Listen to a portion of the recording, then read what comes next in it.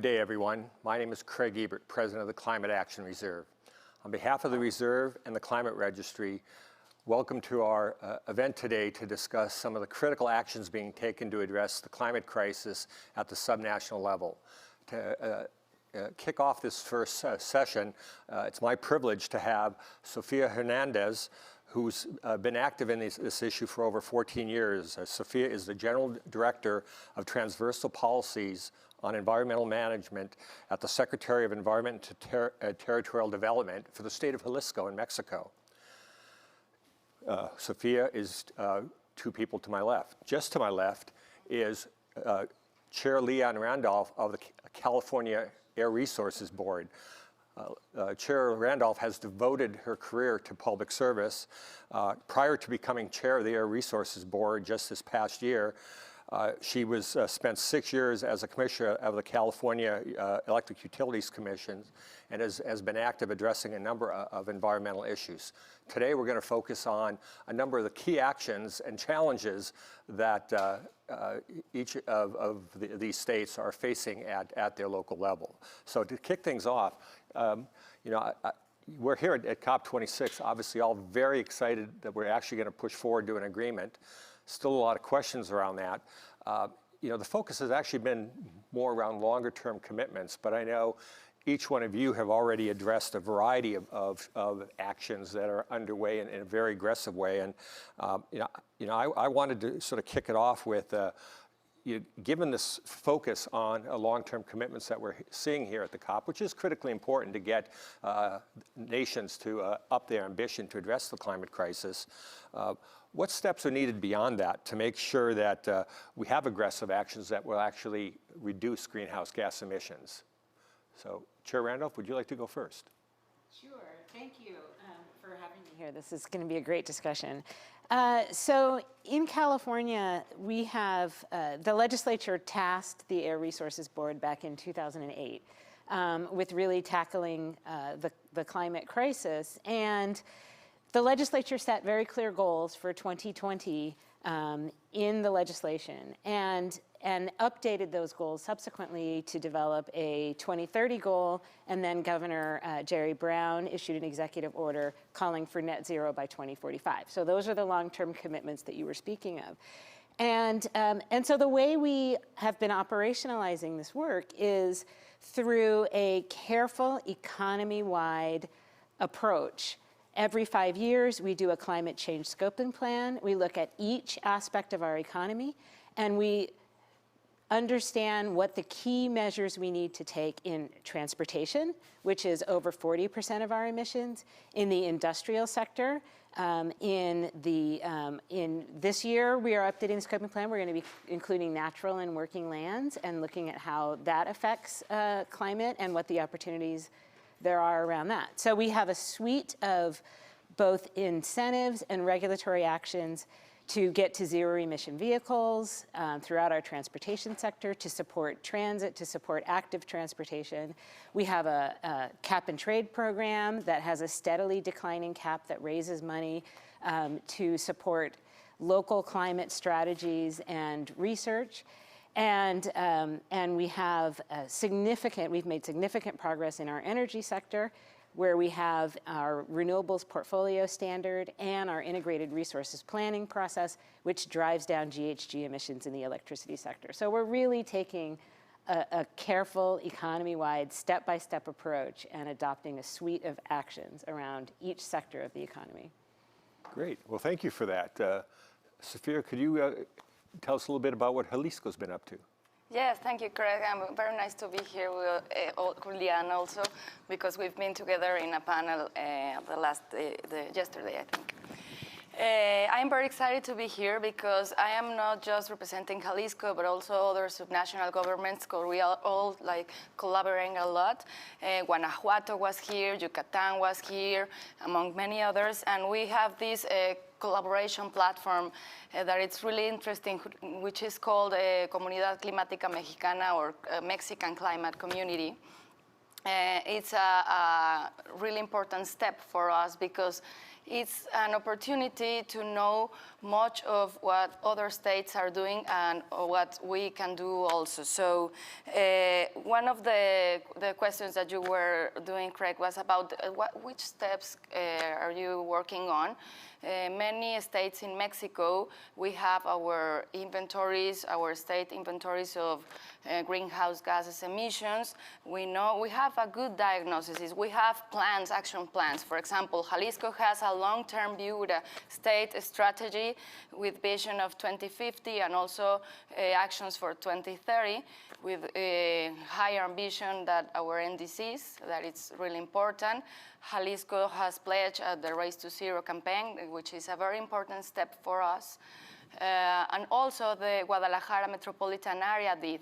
Actually, yesterday, Guadalajara metropolitan area was awarded for the UN Climate Leaders Awards of 2021 with the Climate Action Plan, the PAC Metro it's called. That it also has this view of net zero emissions for 2050. So we're doing a lot of stuff in these planning instruments, but the important is that we take focus on the implementation to really get there, because it's really easy to have been, to have these speeches of what we want to do or where we want to get to, but we need to get results. So we have some news in the transport agenda, in the agriculture agenda that we can share later on this discussion. Thank you, Craig. That's fabulous. I mean, in both cases here, you're listing a whole series of actions that are actually aggressively addressing the climate crisis, on top of any long-term commitments. I think there's widespread agreement, and that's certainly the sentiment here at COP26, that we need action now, and you're delivering it. One of the questions that comes up, though, about trying to deliver a 21st century economy that is clean, whether it's in the energy sector or just across the board to get to net zero, is that the costs are too high. The burdens it'll place on society are too great. Could you address a little bit about the challenges you face with your stakeholders of convincing them that, frankly, that is not the case, that there's opportunities here, and how would you characterize that with your stakeholders, and how do you handle those critics out there that are overly concerned about the costs of addressing the climate crisis?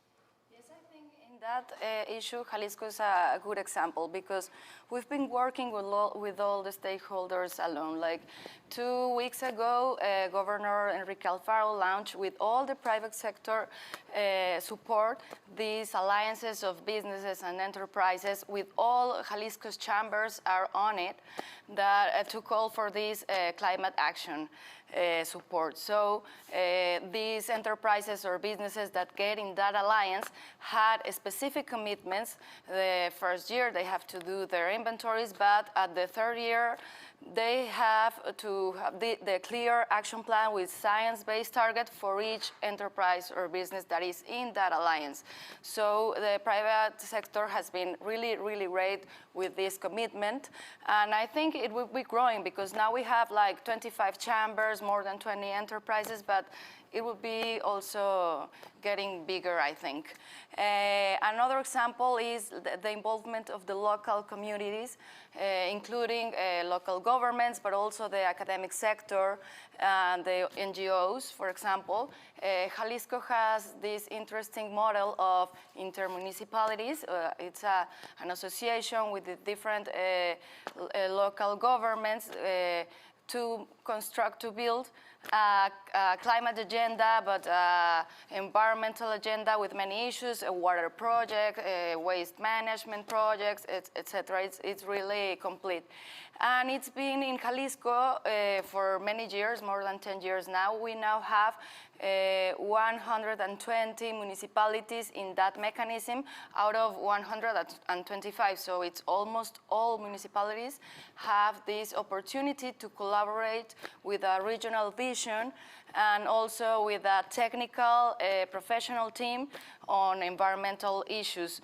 And they have already their regional climate action plans, not just the PAC Metro that I told you about, but also the other regions that has, of course, other problems to address, like deforestation and productive sector of different issues. Thank you. It's been our pleasure to also be joined by Secretary Kathleen Theoharides of the state of Massachusetts. She has been in her current position as Secretary of Energy and Environmental Affairs since May 2019, and in recent years has been serving in a number of capacities at the highest levels of the government in Massachusetts as the Director of Climate and Global Warming Solutions in the Executive Office of Energy and Environmental Affairs, as well as Director and later Assistant Secretary. So welcome, Secretary Theoharides, for joining us. And Liane, if I could pose that question to you, when you're faced with this supposed trade-off between economic growth and environmental performance to address the climate crisis, how are you handling it?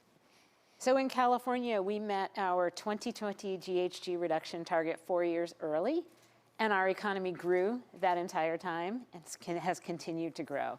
Partly because this transition is bringing new industries, new jobs, new opportunities. Transportation sector is a good example. In California, we have zero-emission cars that are being manufactured. We have zero-emission school buses that are being manufactured. We have zero-emission farm equipment that's being manufactured in the state of California. So we have jobs that are being created today, right now. And we have, in the energy sector, we've transitioned significantly. We've increased solar and wind exponentially in the state. And so we're really building our economy and addressing our GHG emissions at the same time. And in 2020, our largest single export was electric vehicles from the state of California. So we know it can be done. We know, we have proven that you can grow an economy and reduce GHG emissions at the same time. Great. Secretary Theoharides, the question, it really has to do with the skeptics out there that think addressing the climate crisis is going to hamper economic growth. How do you address that challenge in the state of Massachusetts? Well, absolutely. Similar to California, we have seen as our emissions have gone down, our global state domestic product continues to go up, and we have a booming clean energy innovation economy. So we have people taking on hard challenges in the clean energy space, in the building space, in designing transportation systems that work with electrification. And these solutions are bringing significant jobs with them and significant opportunity for our universities and our vocational schools to really employ young people in this transition. I think the other thing that we've seen is that this is a moment to really redesign our energy system and make sure that that system lifts everyone up, not just the top part of our economies, but people who have been left out of the energy economy for far too long. Great. Follow-up to this particular challenge is that none of us can do this alone. This is a global problem, and the need for collaboration, I think, is readily apparent. Could you address, in Massachusetts, how what you're doing in a collaborative sense, working with other jurisdictions, and just how that's playing out currently? Yes, absolutely, and thank you to both organizations for bringing states together for COP. It's always wonderful to be here with the rest of the world and to really have the opportunity to learn from each other about solutions. In Massachusetts, we are in a region of the country where our geographic boundaries are small and we're very tightly connected to neighboring states. We have done significant work through the Regional Greenhouse Gas Initiative over many years to establish some of these relationships on climate change and going further, faster together, and really are a model for cap and trade done at a regional scale across the world. But more recently, we've been very focused on reforming our energy markets. Our energy markets now in the New England region don't procure our clean resources. They don't value the policy objectives of the states. And so we've been working as a group of 6 states to reform the way our grid operator structures the market, and also to try to push the grid operator to do more forward-facing transmission planning that will accommodate the new generation we're bringing online. So that's been a key regional initiative. I think at a national scale, we have been very happy to be part of the U.S. Climate Alliance and other conversations around climate change, particularly during the period when the U.S. was not leading on these issues, and thought the collaboration and the sense of states being innovators for climate solutions was a key part of our success in deploying solutions in Massachusetts. Great. I could pose the same question to you, Chair Randolph. It's a critical one. Yeah, absolutely. I mean, our Governor Newsom co-chairs the Under 2 coalition, and that interaction with other states is really important. And we are working as much as we can at every level of government, cities and counties and the federal government. Having a partner back at the federal government has been great. I'll give you one example. For years, we've talked about the opportunity for offshore wind off the state of California to bring a new resource in to balance and provide grid reliability to address times when onshore wind and solar are not necessarily producing. And now we have a partner in the federal government in working together to make the offshore resources available for offshore wind development. And so that's just an example of an opportunity that didn't exist a few years ago that we're able to take advantage of. And similar to Massachusetts, we have our own grid operator here in California, but we are coordinating with other grid operators on the Western Interconnect and really trying to balance our resources and trade resources in a way that we can address the variability of a renewable grid and really fill in those gaps across the states. And so there's a lot of opportunities there that we have been able to take advantage of. Great. And Sofía, you were alluding to some of the cooperation going on within Mexico. Could you expand a little bit more on that and how it's playing out? Yes, of course. Thank you. First, I want to say that it's really inspiring to see what you're doing in California and Massachusetts, because private sector in Jalisco is committed. They're sensitive to these issues, but they are still like, they don't have all the I don't know to say it, that the guarantee that they will have this competitiveness and all that you shared, the more income and more opportunities, even though they are committed. About these platforms that we have, not only at a Mexican level, but we also, many of us state governments in Mexico are part of other sharing platforms. Like, for example, we were also with California this Sunday in the Under 2 coalition and the climate group. And we share a lot with other states, or also in Regions 4, that it's a platform that is more focused on nature-based solutions and adaptation agenda. We met Quebec's team, for example, and they, for a year now, they've been helping us in periodically meetings to help us address an agenda of developing our carbon tax, our carbon market, and they've been really, really great. Also, at the national level, we have this Mexican climate community that is also with other international allies. We have the support of the UK Pact to make this possible. And we have a World Resources Institute and Iniciativa Climática de México as the technical secretariat of this initiative. We are working a lot in capacity building and also specifically with accelerators for decarbonization, for nature-based solutions also, because what we talked before, we want implementation now, and we are really doing it all together. Bueno. One critical challenge we're all facing, and we all flew here to come to COP, but it's dealing with the emissions from the transportation sector. And I know there's a variety of things going on.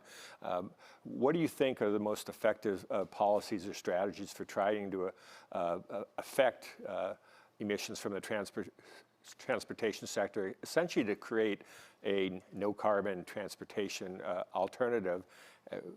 What policies have been successful, And what do you think the challenges are moving forward for addressing that challenge moving into the future, including what collaborative partners do you need to make that happen? I mean, no state can do it on its own, so let me just throw that open. Who wants to handle that one first? This is my favorite topic, so I'm going to grab it. All right. So in California, we've sort of deployed a kind of a three-pronged approach when it comes to decarbonizing transportation. We have strong regulatory steps, building on CARB's historic work, implementing the Clean Air Act, and setting emission standards that have brought the emissions from internal combustion engines down 90% from the 1970s. So we're now moving towards zero emission vehicles. Governor Newsom issued an executive order last fall to transition light duty vehicles to zero emission by 2035. So we are building the regulatory framework to do that, and we're working on that right now. We also have incentives to help deploy the vehicles. And so the governor and legislature adopted a $3.9 billion package to build, to provide incentives for vehicles and to build infrastructure, which is that third prong, which is taking advantage of that opportunity and rolling out the infrastructure that's needed to transition to zero emission vehicles.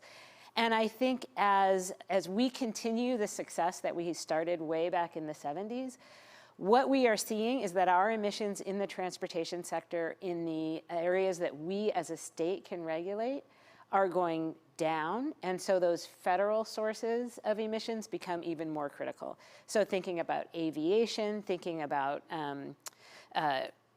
locomotives, long-haul interstate trucking. So we are really looking forward to partnering with the federal government to get them to adopt strong standards for those federal sources, and looking at ways that we can use our low carbon fuel standard, which requires the reduction of the carbon intensity of transportation fuels to by a reduction of 20% by 2030. Trying to use that strategy to build sustainable fuels for aviation and shipping and long haul trains and trucking. So there's a lot to do in that sector. Yeah, in Massachusetts, we have long adopted California's standards for clean cars and are also in the process of moving towards electric vehicles. We've committed to electrifying by 2035, as California has done. And in Massachusetts, that's a challenge, right? We have 750,000 vehicles that we need to electrify by 2030 to hit our 50% emission reductions. And we only turn over as a state about 350,000 cars a year. So it's a significant portion of the fleet as we move forward. We do have a strong incentive program for EVs that's very popular and has picked up again after a slowdown during the pandemic, although cars are not readily available right now. So that's another thing that's been held up in shipping that is important to unlock moving forward. Another key part for Massachusetts is making our communities more walkable and bikeable and safer to reach public transit. And that's not just a climate issue, it's an issue of equity, it's an issue of public health. And so we do a number of programs to improve sidewalks, street trees, lighting, things that make last mile connections to rail easier to do. And then finally, we've been working for a long time now regionally with other states on a cap and invest program called the Transportation and Climate Initiative to build a system that would guarantee carbon reductions and invest the proceeds back into building better, safer, healthier transportation systems. For Jalisco is also a very important agenda because in our state inventory of greenhouse gases emissions, transport is our first category with 42%. So it's really challenging. So, and that's an agenda that we are really focusing on because it has a lot of opportunities. But still, we don't have the kind of money that Liane was talking about. We want that 3.9 billion that you said and all the incentives. But we are making really an effort. Last year, there was inaugurated a new line of the electric urban bus in Guadalajara, Line 3, and we have an executive project for the Line 4 that we hope that it could be built in the next few years. Also, this last year, when the pandemic started, people started to use a lot more the public bike sharing program, Mi Bici.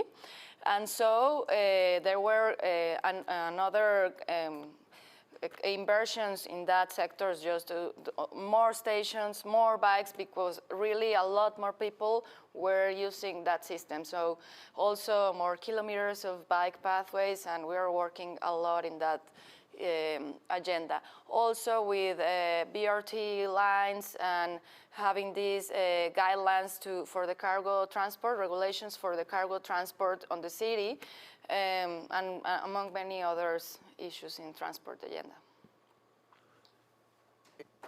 All three jurisdictions are doing a number of things to encourage cleaner transportation.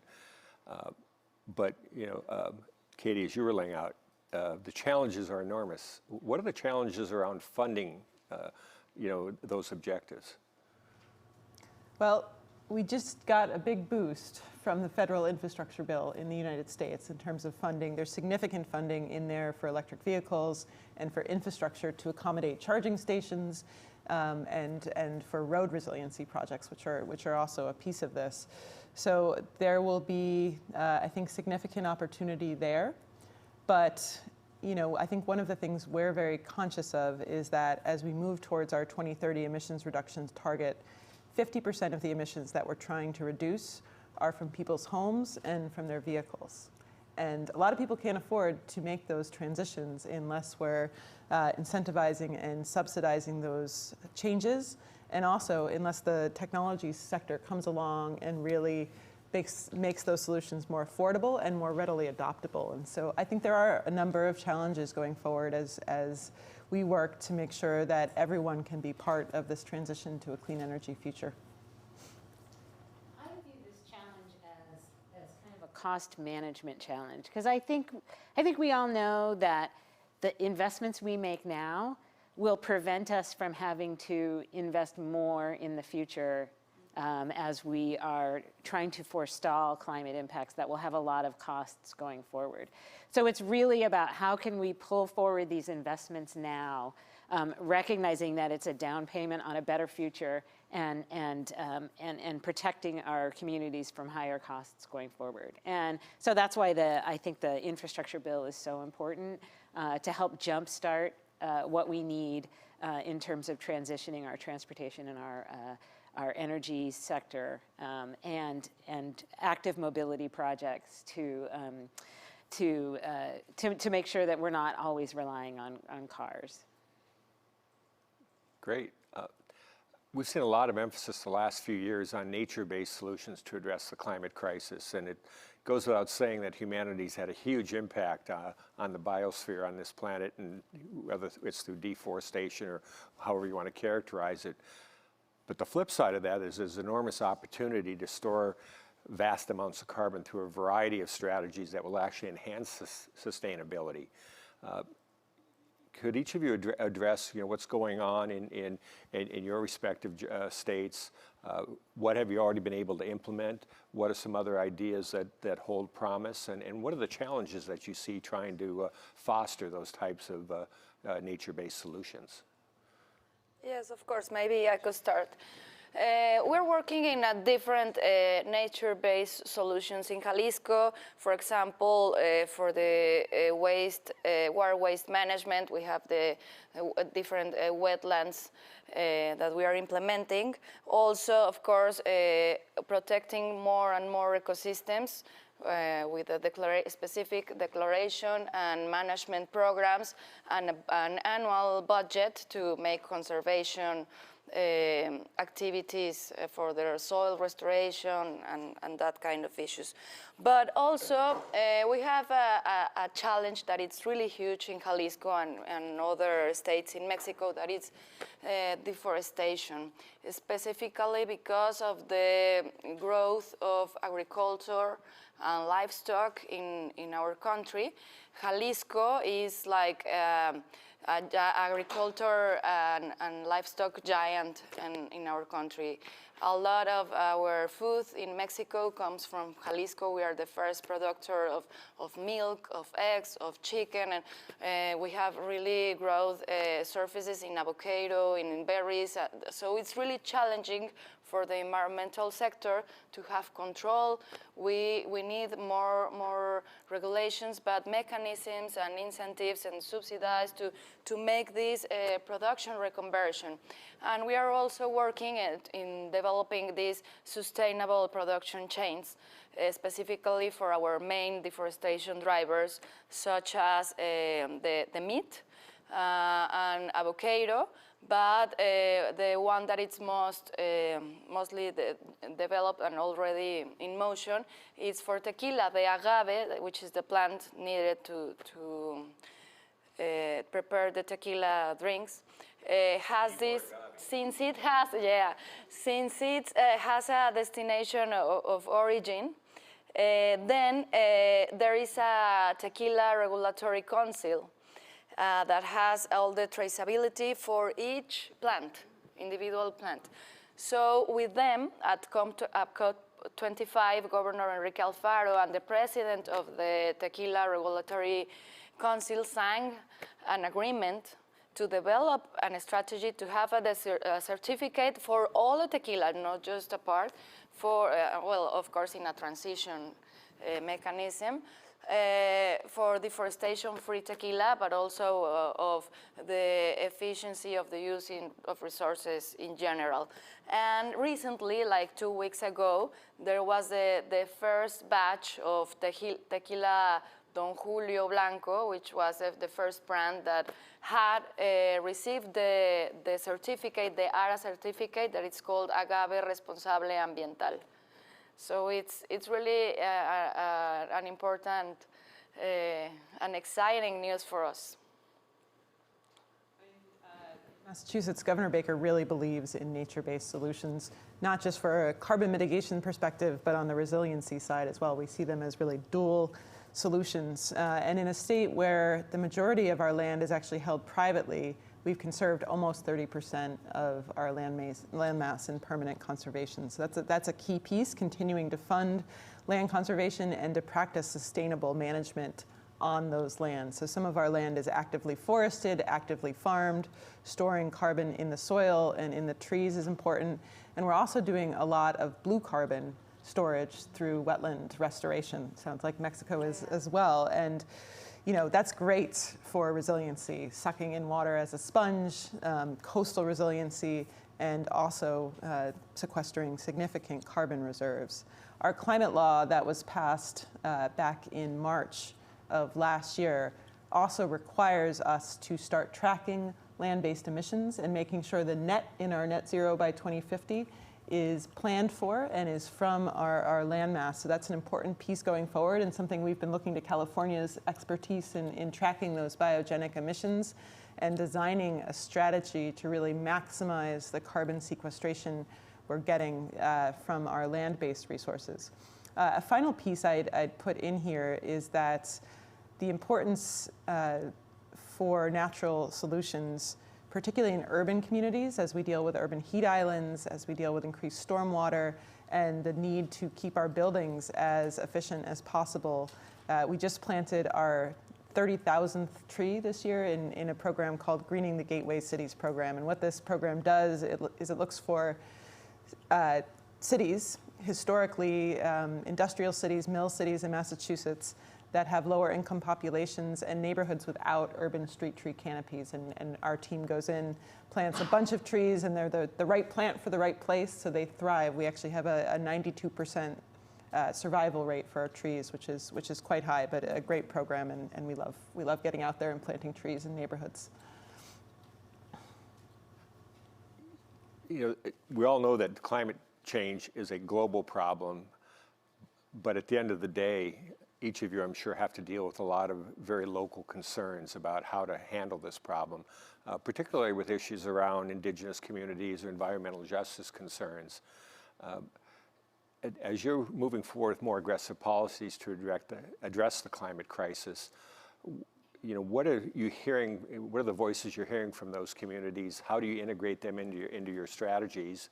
And what are the challenges around maybe doing a balance between those local concerns and the global requirements? So I would say one area where that has been a critical challenge in California is in the heavy-duty transportation sector, because as I mentioned, our transportation emissions are 40%, and if you include oil production and refining, that goes up to 50%. But the transportation impacts are extremely localized in many areas. We see in our port communities, we see higher rates of asthma, we see higher rates of cancer alongside the large ports of LA and Los Angeles and Oakland, but also on the corridors that bring the goods to the warehouses in the Central Valley and other parts of the state. And so really prioritizing that heavy-duty transition, investing in turning over getting rid of the heavy-duty diesel trucks and transitioning them to cleaner trucks and lower carbon trucks.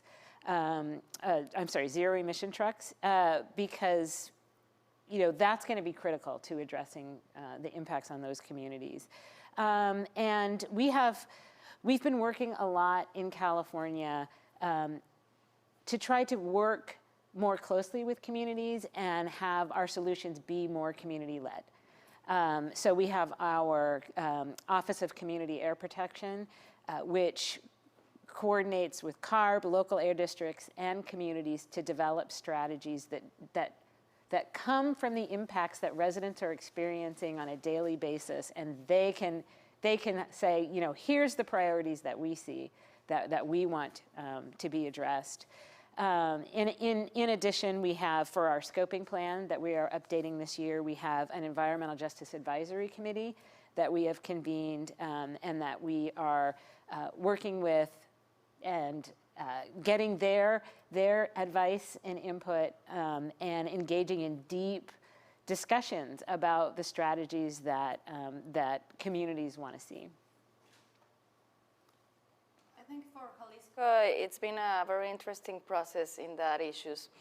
But I think even though it's challenging, we are doing a good job there, because we are, as a local government, we are not near from people, but also from their problems and their concerns. Of course, last years it's been hard enough for us because of the dries and then the floods, and then it's like people doesn't know what to be more concerned about, but they are awake and they want to participate, and we invite them, for example, for the developing of these regional and municipal action plans that we developed. They participate in workshops and reunions, meetings, to tell us their main concerns, but also solutions to put in the table. And these intermunicipalities that I told you about have these boards that has integrated academic representatives and NGOs representatives, and they are developing a specific councils of citizens of each of the intermunicipalities. So we want to be more close to the people and to their concerns. Given the challenges that you're raising about some of the local communities, apart from just addressing the climate issue, how important is it that your policies and related strategies have co-benefits to address various issues? It's absolutely critical, and one of the things that we've been really focusing on is in environmental justice communities that will be hit, first and hardest by climate change impacts. How are we not only making a green transition, but building resiliency and sharing the benefits of that transition equitably? And so we've looked at things like setting aside 40% of the benefits from our transportation and climate initiatives specifically for environmental justice communities and solutions. We're also focused on making sure we're putting out more air monitoring stations so that we know where the benefits are going in terms of the air quality and public health standards. But I think a key piece of this transition is also jobs and creating a diverse and equitable and inclusive workforce. And we have actually moved a significant portion of funding for workforce that goes through our Clean Energy Center for wind and other clean energy resources, specifically to go to students and workers in environmental justice neighborhoods so they can actually be part and included in this new transition. And if I could just add as well, I mean, I think the point about investments in communities from our climate programs, I think is a really important goal that has really scaled up, and the federal government too is investing at least 40% of their funds into communities directly as well, environmental justice communities, because those, we have lots of great examples in California of where we've invested our cap and trade funds directly into communities where you can have, community-driven solutions that result in things like, bike infrastructure, walking infrastructure, and solutions that really benefit those communities. And I think that's an important priority. Great. We've covered a wide variety of issues here. Really impressed with the wide range of policies that each of your jurisdictions has implemented to address the climate crisis. I think collectively we all know that the challenges perhaps are just beginning, and we're certainly hoping for a positive outcome here at COP26. But I would like to, Secretary Theoharides, General Director Hernández, and Chair Randolph, I'd like to thank you very much for your time. Enjoy the rest of your time in Glasgow, and onward and upward to solve this climate crisis. Thank you. Thank you so much. Thank you.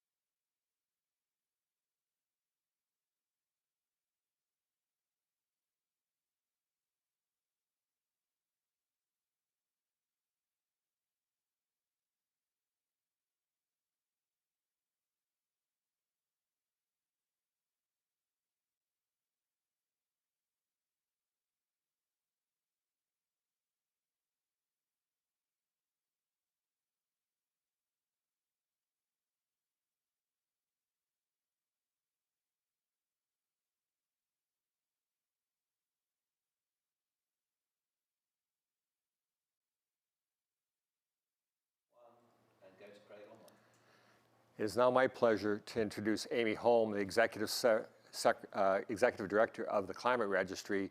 It's been my pleasure to work with Amy for over a decade to help bring the U.S. subnational delegation here to COP. So I'm going to turn it over to Amy for the rest of our program today. Amy? Great. Thank you so much, Craig. I really appreciate that introduction, and I echo the sentiment that it's a wonderful experience working with you to also host the U.S. subnational delegation. We have a very special guest with us today. I'm excited to introduce and talk to Governor David Ige of Hawaii. He's the 8th governor of Hawaii. Under his leadership, the state has aggressively led the fight to address the climate crisis, and he was the first U.S. governor to commit his state to uphold its share of the U.S. commitment to the Paris Agreement through legislation. Governor Ige also advanced the Hawaii's Clean Energy Initiative by being the first state, again the first state, to commit to achieving 100% clean energy for electricity by 2045. And this makes Hawaii a world leader in renewable energy by setting forth one of the most ambitious clean energy goals. Governor Ige, welcome. Thank you so much, Amy. And I did want to thank the Climate Registry for really helping us to elevate the platform from our subnationals, or as Governor Inslee would like to say, the supranationals here at COP26, because it really does give us a platform to be able to talk about some of the things that we've been doing and the commitments that we've made.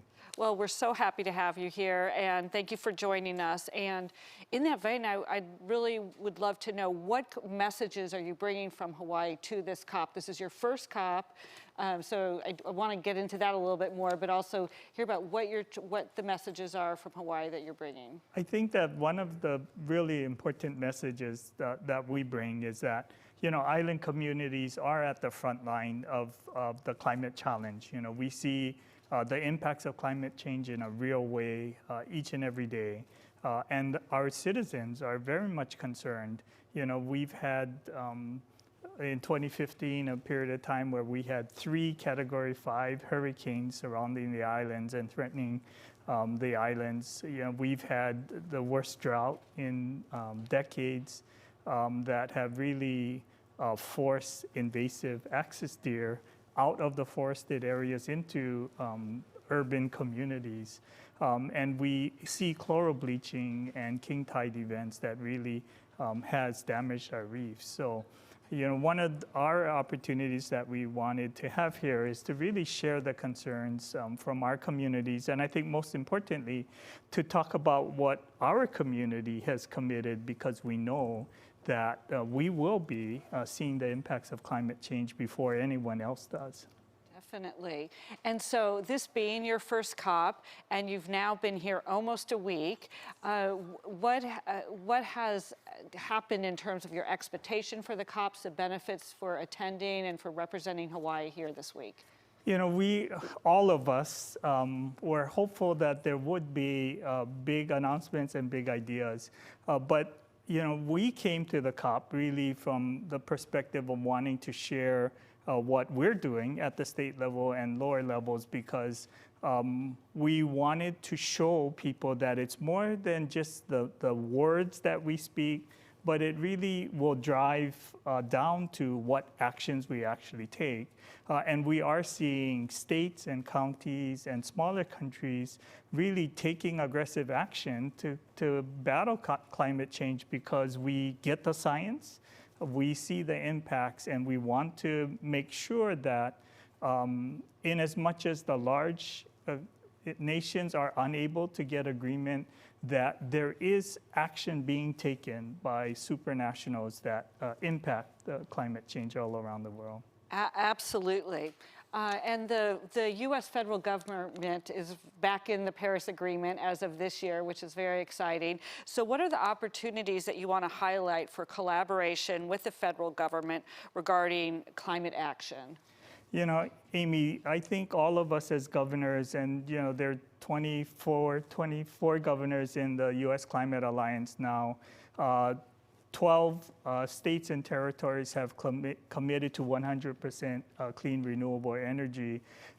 We are excited that we have a federal partner now in President Joe Biden, who gets the science, and I think most importantly, recognizes the opportunity, this opportunity of a lifetime, to make strategic investments in infrastructure, both the hard infrastructure as well as the soft infrastructure that will really change the future for most of our country.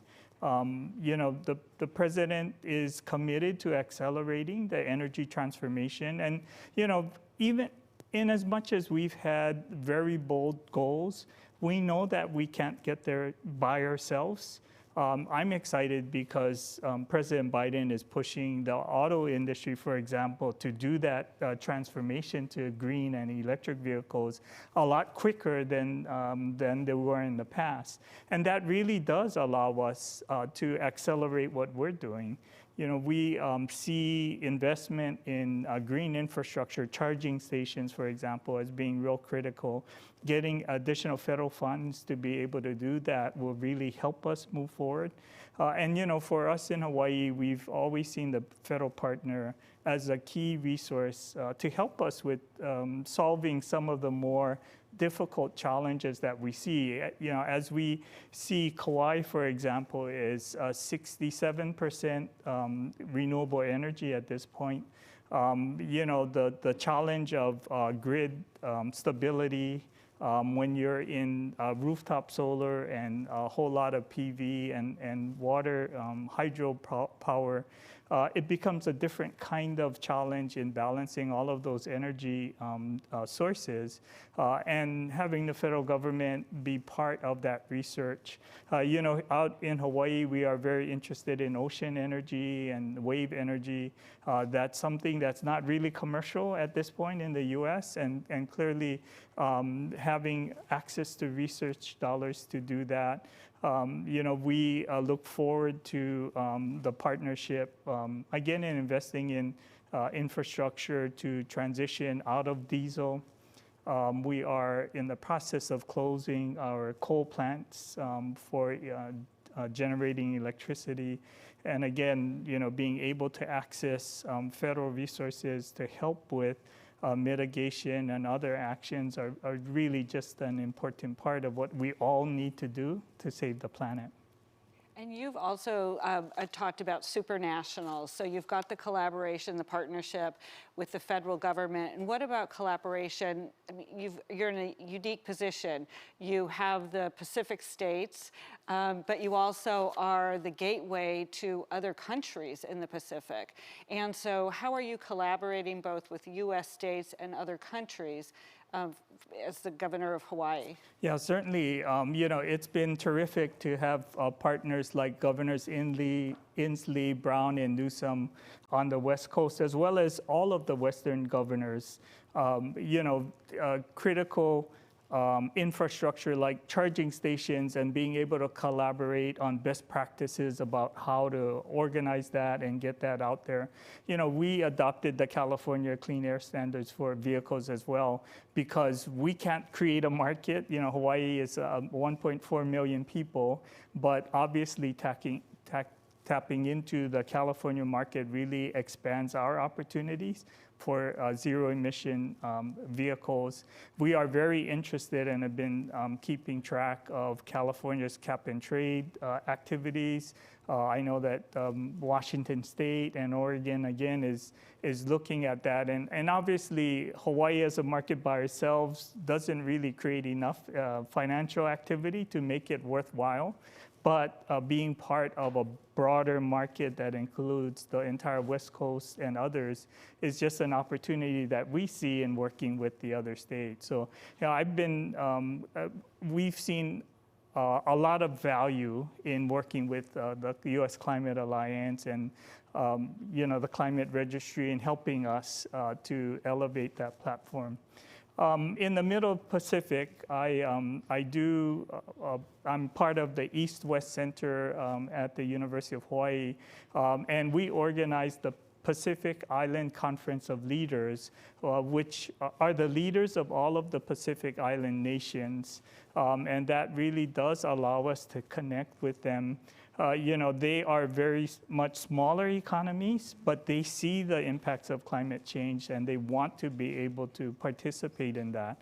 So, we have been organizing conferences.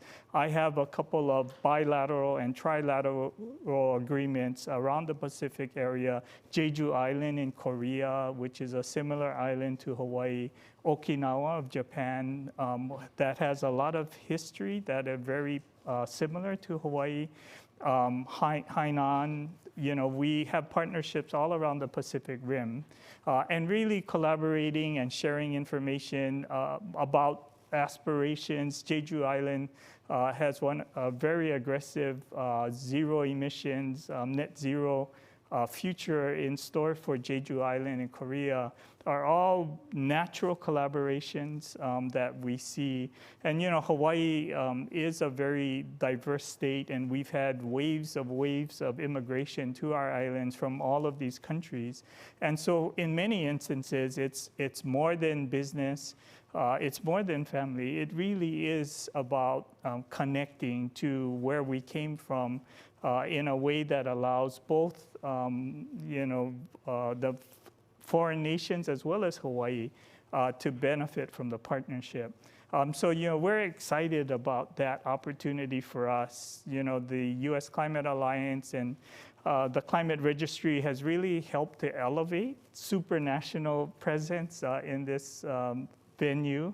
And it really has allowed us to deliver our story to a much broader audience than we ever would without your help. So we really do appreciate everything that you've done for us. Well, you're welcome, and that's terrific. We're excited to hear that. I also wanted to ask you, a lot of people know and love Hawaii for its nature. You have tourists coming and to enjoy your beautiful beaches and your mountains and volcanoes. And so can you tell us a little bit about what the Hawaii is doing in terms of nature-based solutions, in terms of addressing the climate crisis? Yes, absolutely. Hawaii was proud to be the first U.S. state to host the World Conservation Congress in 2016, and we announced the Sustainable Hawaii Initiative as part of that. And we committed to protecting 30% of our priority watersheds and 30% of our nearshore ocean resources, because we know that the science tells us that if we can protect those areas, that it will help us be more sustainable and capture more carbon. A few weeks ago, Hawaii joined the Trillion Trees Initiative, and Hawaii pledged 100 million trees to preserve, replant, and restore, because we know that our environment is such an important part of our economy, and we wanted to make sure that we could be positioned to make that investment to capture more carbon than we emit. And as you know, we did in 2018 commit to a net negative goal because we wanted to use both the technology to drive to net zero, as well as nature to really absorb more than we create, so that we can really accelerate our commitment to the global climate crisis and really hopefully inspire others to be able to do the same. Wonderful. It's been so fabulous talking to you today. I really appreciate you come by. I know you have a very busy schedule, but I look forward to hearing more of the great things that Hawaii is going to be doing at future COPs and in the years to come. Thank you so much. Thank you, Amy. Thank you so much for your assistance and really for giving me and the state of Hawaii this opportunity to share what we're doing. Absolutely. And thanks everybody for joining us today. On behalf of the Climate Action Reserve and the Climate Registry, we really appreciate you joining us and wish you a good day. Goodbye from COP.